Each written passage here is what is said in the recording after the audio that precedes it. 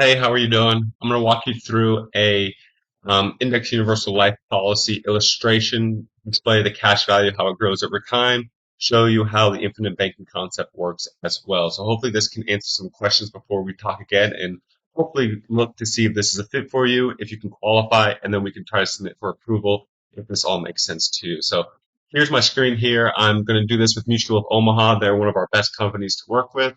So I'm going to set this up on myself here and kind of show you how this all works. So most of my clients, again, are using this for generational wealth, tax-free retirement, business funding, vacations, just buying stuff with their cash value. And kind of going using it for that aspect. So I am in Georgia. We're going to solve for, there's many different ways to solve.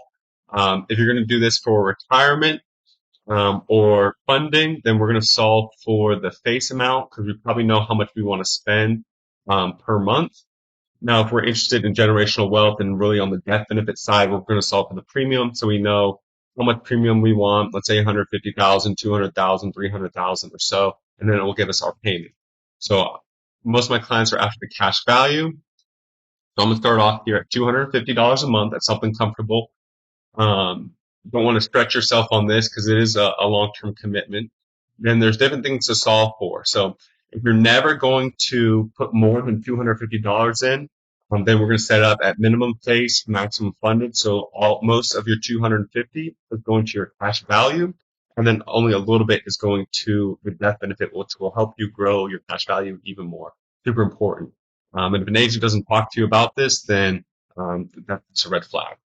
But I am going to start myself off at $250, and then sometimes I might be able to put in $500. I might be able to put in $1,000 a month, and really try to get my cash value to grow. So this leaves room above to make more than your payment. If you do it on the maximum funded, you can't make more than your $250 payment because it will have tax implications. So the whole reason of this is to do this tax free. So again, I'm going to do target premium for now, set up disbursement. So we'll get to this. I'm going to run the first illustration first, and then we'll get to this. This is how you take out your tax-free loans. So I'll skip this for now. And then another super important thing is death benefit option. So if you are under 50, 55, we're going to set this up to be increasing till age 65. And then at age 65, we're going to have it level off. So this will allow you to, again, gain more cash value and more death benefit. They're both going to level together. So then your cash value is going to your death benefit, and then you'll have more money to pull out when you go to retire. Isn't that cool? Now we're going to level off at age 65 because that's probably when you're going to stop paying. And we don't want that death benefit to keep increasing and you having to pay on that cost of insurance. So now another thing is riders. There's a bunch of riders that are already included: terminal illness, chronic illness, critical illness. So if you get sick, heart attack, stroke, cancer, kidney failure, you can't take care of yourself, like can't go to the bathroom by yourself, can't feed yourself, can't clothe yourself, you can actually use a death benefit while you're still alive to pay for medical bills, to pay for regular bills, to take care of your lifestyle while you're still alive. So super cool there. Another great rider that we add sometimes is accidental death benefit. Super cheap way to get a lot more death benefit. And then, okay, that's all for here. So let's calculate this. So to note this, IULs right here, we did the S&P 500 1-year participation. Something cool about the IULs is if you can see here, 2008, let's move this up a little bit. 2008, the market lost 38%, about 40% of their account. With the IUL, you're protected, so you can get a 0 year. So anytime the market goes negative, you get a 0 year. So like 2022, minus 20%, you got a 0 year. Now, on the other years, you'll fluctuate between what the market does, so you won't get those negative years, so the worst you can get is 0. You're not going to get super high. Sometimes you can get over this 9.25, depending on how we set it up, but most of the time it caps out this 9.25%, which is a great return. So over the past 10, 15 years, it's averaged between 7 and 10%. Now, on this illustration that I'm about to show you, it's going to show 5.92% illustration rate, and that's just for tax reasons. Or not tax reasons, I'm sorry. It's just for regulations. So we're going to come down here. Here's the numbers. Guaranteed is if the market got a 0% return every single year. Super unlikely. That's if, I don't know, Armageddon happened. Alternative scale, non-guaranteed is at this 3.75%. That's if we were in like wartime and stuff and the markets weren't performing. Also super unlikely. And then we're going to focus on this non-guaranteed column over here. This is again at 5.92%. And we just saw that on good years, it's getting 9.25 and then fluctuating between.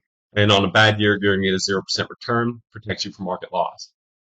So then the three columns we're going to pay attention to: accumulation value, your cash value, your surrender value, your death benefit. So your death benefit day one, 300,000. And since we're on increasing, it's going to increase over time, allowing you to be able to pull out more money when you go to retire.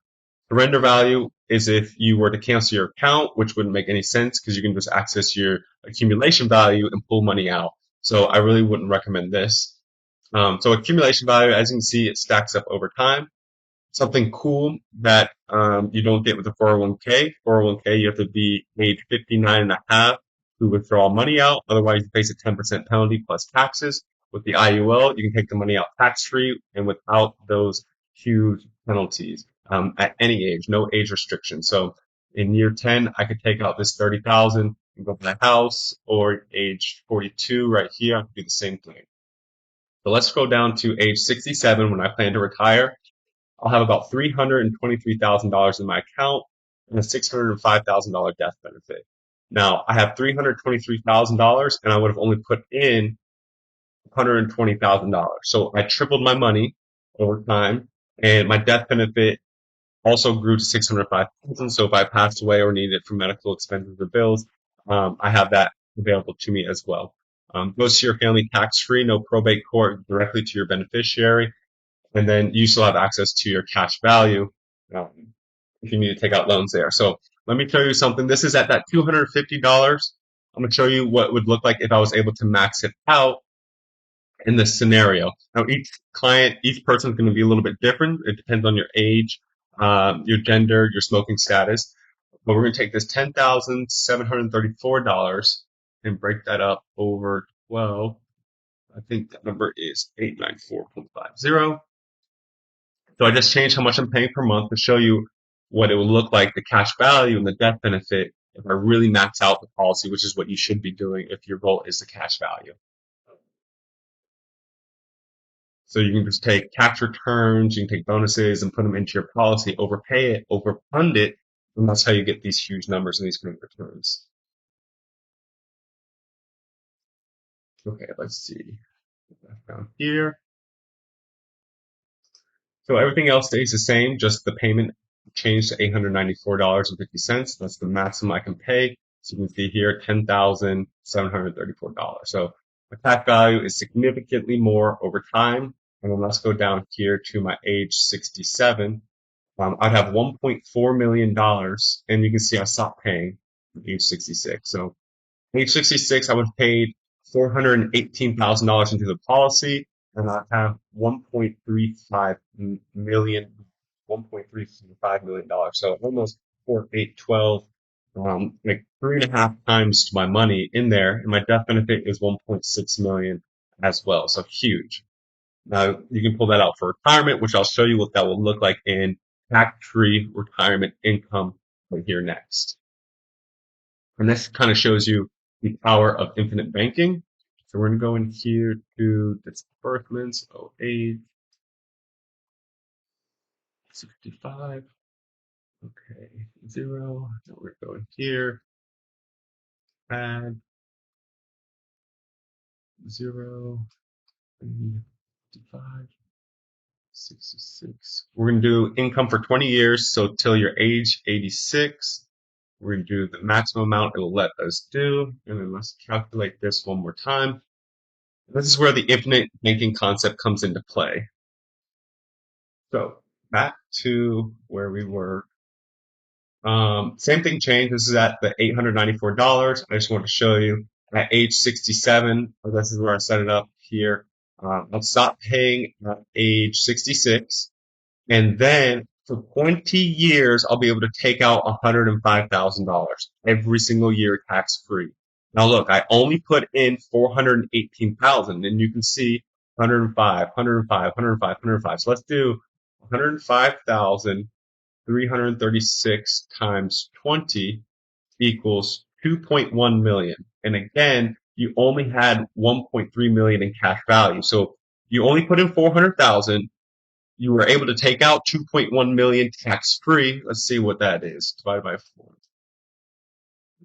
1866.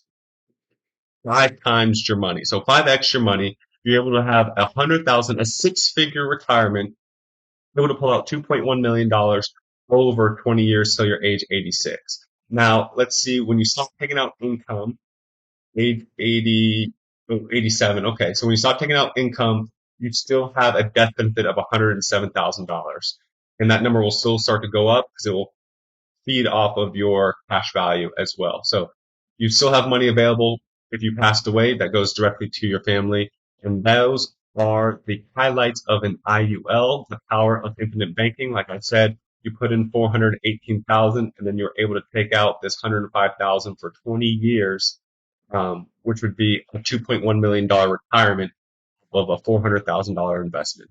So that's why I like IULs. Now, if this makes sense to you, we can move forward and looking into your illustration, how it will work for you. Then we can go ahead and see, one, if you can qualify, and then put the application through for the approval process. So I hope this has answered some of your questions, or maybe sparked you some questions to ask me when we talk in our appointment, and then we can go from there. Thank you.